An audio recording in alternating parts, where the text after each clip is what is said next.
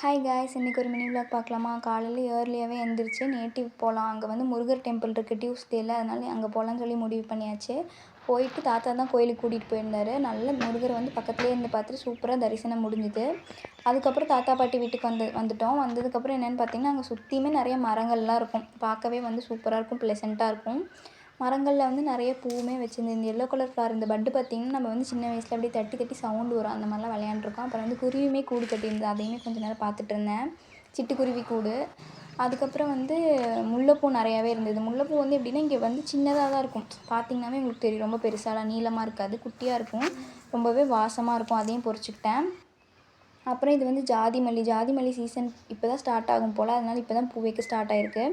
கறிவேப்பிள்ளை மரத்தில் வந்து பழமும் இருந்தது. அந்த பழம் வந்து இப்படி தான் பிளாக் கலரில் குட்டி குட்டியாக இருக்கும். இதை நம்ம வந்து சாப்பிட்லாம், ஆனால் கொட்டையை மட்டும் எடுத்துடணும். அதுக்கப்புறம் தேங்காய், அப்புறம் வந்து முருங்கைக்காலாம் இருந்தது அங்கேயே. தாத்தா முருங்கைக்காய் பொறிச்சிட்ருக்காரு, அதை வந்து பொறிச்சு நம்ம வீட்டுக்கு கொண்டு போகலான்னு சொல்லி பொறிச்சு கொடுத்துட்ருந்தாரு. அங்கே வந்து இந்த மாதிரி குட்டி குட்டி நல்லா கலர் ஃப்ளார்லாம் பார்த்தோன்னே நான் பொறிச்சு சும்மா இந்த சின்ன வயசுலலாம் சின்ன சின்னதாக பொக்கே செஞ்சு விளையாடுவோம் இல்லையா, அந்த மாதிரி பண்ணலான்னு சொல்லிட்டு கலர் கலராக பூ இருந்ததுன்னு பொறிச்சிட்ருந்தேன். தாத்தா பாட்டி வீட்டுக்கு போனாவே கொஞ்சம் சைல்ட்ஹுட் மெமரிஸ்லாம் நமக்கு வந்துடும்.